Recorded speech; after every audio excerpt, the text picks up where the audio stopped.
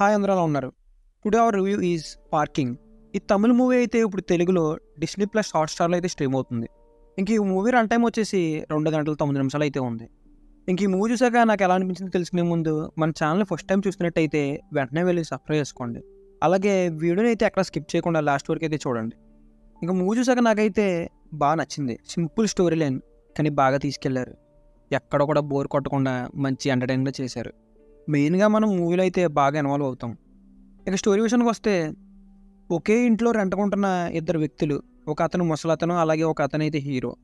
ఫస్ట్‌లో అయితే బాగానే ఉంటారు. తర్వాత హీరో అయితే కారు కొనడం వల్ల పార్కింగ్ దగ్గర ప్రాబ్లమ్ అయితే వస్తుంది. అలా వాళ్ళిద్దరి మధ్య గొడవలు మొదలయ్యి ఎలా ఎండ్ అయ్యాయి అనేదైతే మూవీలో ఉంటుంది.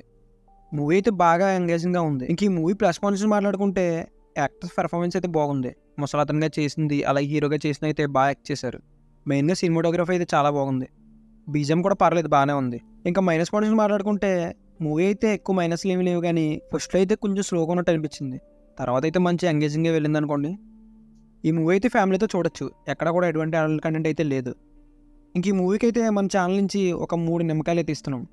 ఇంకా ఓవరాల్‌గా మూవీ అయితే బాగుంది. ఇంకెవరన్నా చూడాలనుకుంటే తెలుగులో డిస్నీ ప్లస్ హాట్‌స్టార్‌లో అయితే స్ట్రీమ్ అవుతుంది చూడండి. ఇక్కడ దాకా చూసారంటే మా వీడియో మీకు నచ్చిందని అనుకుంటున్నాను. ఒకవేళ నచ్చితే లైక్ చేయండి. అలాగే ఫ్రెండ్స్‌తో షేర్ చేసి సబ్స్క్రైబ్ చేసుకోవడం మాత్రం మర్చిపోకండి. ఇంకా నెక్స్ట్ వీడియోతో అయితే కలుద్దాం. బాయ్.